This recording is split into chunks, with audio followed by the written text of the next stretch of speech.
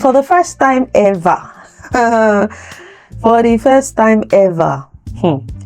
we did not pay for a visa. I was like, what? In this video today, I will be talking to you about how to get a fee waiver for your children for their British citizenship naturalization. And this is only for children under the age of 18.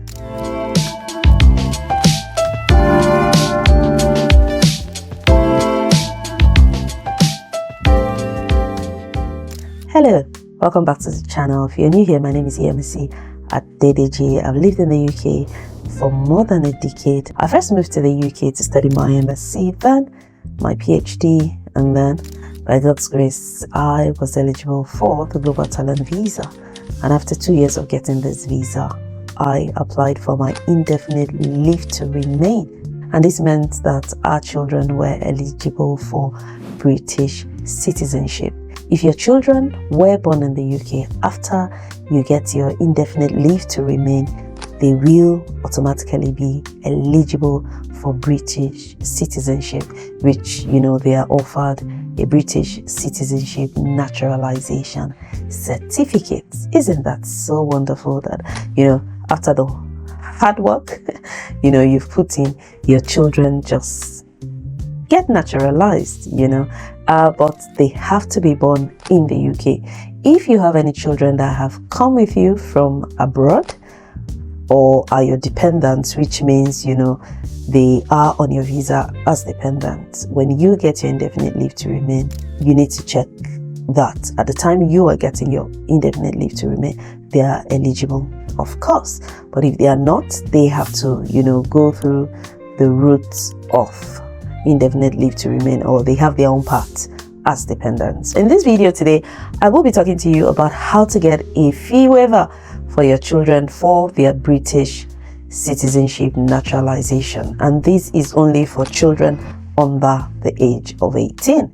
So after we got our indefinite leave to remain, if you have not watched my video on that, please click on this link right now and go and watch that video on how I got my indefinite leave to remain.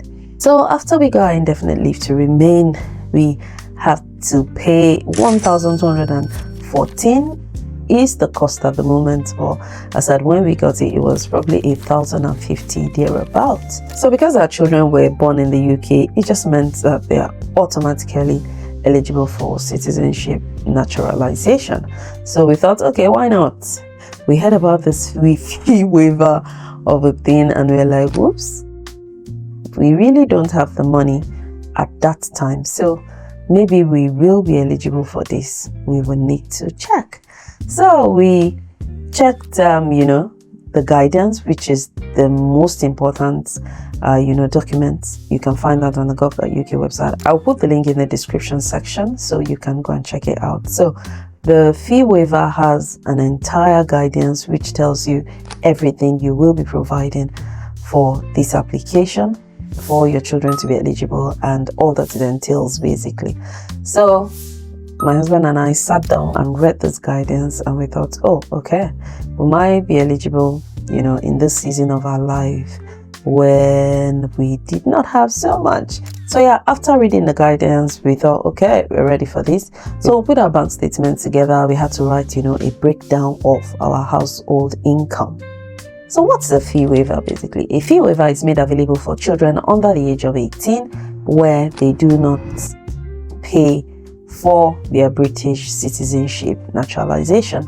So that's what a fee waiver is, basically. And for the first time ever, we did not pay for a visa. I was like, what? After we read the guidance, we were very excited about it, and we put our bank statements together, our pay slips, and everything that had to do with anything finance in our household. With a fee waiver, you need to prove that you are not able to afford the British citizenship naturalization fee, which means that when your household income is put together, you are not able to make this payment. So after I read the guidance, it's going to tell you that an affordability test is going to be performed on all the documents you submit. So we wanted to make sure that we were ready for it.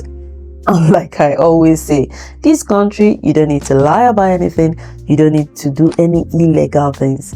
As long as, you have documents to prove anything that is available to you, use it to your advantage, honestly. So yeah, we put all our documents together and we were ready to submit our application. So we made the application online. We submitted all the details. More than 50% of you watching this video right now are non-subscribers. Please subscribe. Yes, it doesn't bite. Click the subscribe button, like our videos, and share this video. Who knows, someone might be out there who needs to hear this. We submitted the application. We got an email from the caseworker who was going to be in charge of our fee waiver request. And the caseworker came back with a lot of questions. I remember one of our friends was like, do you have to go through this just for 2,200? I was like, my dear, we need it, please. So yeah, the caseworker came back with a lot of questions, asking one question or the other about money that went out of our account and money that came into our account. At that time in our life, we had a project at hand, that we were investing in, and then after we had invested in these projects, then we also had, a susu. If you know what a susu is when you contribute money together with quite a number of friends, and then one person takes the money for the month and all that. So we're part of this wonderful susu group. Everything was annotated, just to be able to explain. So we got a feedback from the Home Office caseworker saying, oh, you have to explain anything above £100. We've noticed that there was money going out into a child saver account. You did not provide the details of that account. Oh, we noticed this money went out, this money came in, which account did it go to, why did it go out at so time? Whew, we had to literally sit down and check every detail and every feedback, and then we had to submit the accounts that were missing, like all those accounts that you open for your children under your account, you send money there, and when you are God blessed broke you take the money back. Yes. And yeah, so we had to provide all those accounts even though there was not anything there, but they needed to trace and make sure that we were actually not able to afford the British Citizenship Naturalization fee for our children at that time. And to God be the glory. This was very scary at that point when we got that email, because there was this wonderful statement. I'll read it to you quickly.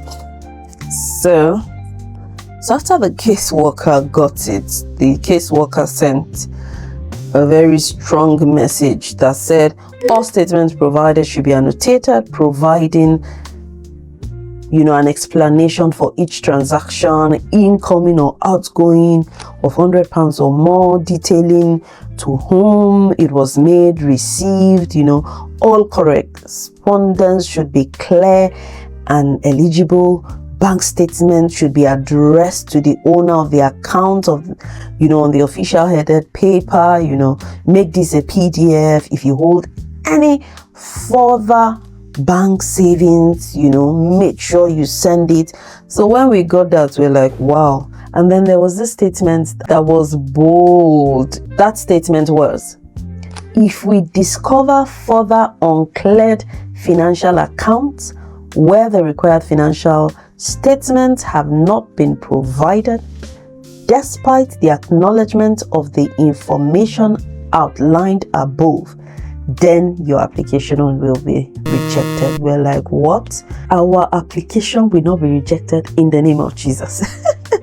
But not without, reviewing the account and making sure that we put all the details in. And finally, to the glory of God, for the first time ever, after so many years in this country, we managed to get something free from the Home Office. I was like, this must be God. Anyway, by the grace of God, we qualified, and then we got an email that, our children had been given a fee waiver for their British citizenship naturalization. I was like, glory. Yes, it was not easy because we had to go through that. And yeah, that's it. So if you think you're eligible for the fee waiver at the time of applying for your children British citizenship naturalization, please find the link, in the description section. Read the guidelines and make sure that you meet, the eligibility criteria, because an affordability check will be performed. And if you can afford it, your application will be rejected. But like I said, use everything to your advantage. For us in that season of our life, we could not afford it, It was a big transition for us, and we wanted to do it at that time. So we thought, okay, what a better time to, honestly make this application, because yes, we didn't have the money. So yeah, that was how we got a fee waiver for our children. And after you get the confirmation that you have been given a fee waiver, you are going to be given a token. Please don't make a mistake that we did, because a token is, a long number, which is what you're going to, fill in your main application form. So you're not going to be given the money, unfortunately. So you have to use it for what you said you want to use it for. So, but there is a warning in the application, and the warning was, make sure that the name that you use in your, fee waiver is the same name that you will use in your main application form. But the Nigerians that we are, we had 7 to 8 names for our children. But when we made the fee waiver application, the application just said first name, middle name. And with middle names in most of this application form, you don't have enough space to write everything. So we could only write, I think our daughter's first name and middle name and the last name. So when we made the main application, we could not change the name. We had to put, that information in the other information or more information, that section, because the name we had written on the fee waiver form was just our children's first and last name. So whatever name you write on the fee waiver application, you must write the exact same name in the main application. So we couldn't change that, because we couldn't go back to the caseworker to say, please, we needed to change the name and all that. That application was done, and we only had a token which we had to use, and if we didn't use it, we will not be eligible for our fee waiver. So we got our token, we made our application, and hooray, our children got their British citizenship naturalization with the fee waiver. A very big thank you to the Home Office for everything they do, really, to be honest. So yeah, that was how we got the fee waiver for our children. It was a very easy application, but no, it wasn't easy. The main application was easy after you get the fee waiver, so go try the fee waiver out if you are eligible. If you can't afford your children's British citizenship naturalization fee, you can use the fee waiver and apply. Just make sure that you will pass the affordability check. And yeah, that's it from me today. So make sure you go and check out that video about how I got my indefinite leave to remain just after 2 years of getting my global talent visa. You can use different routes to get your indefinite leave to remain in the UK, which is called the ILR.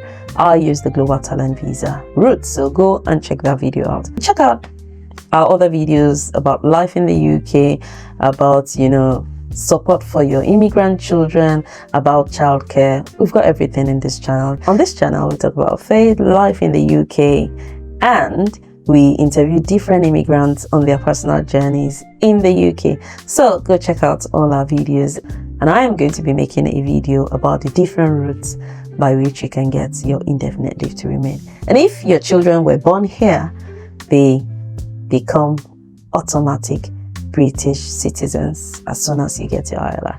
I'll see you in the next one. God bless you. No limits. Thank you.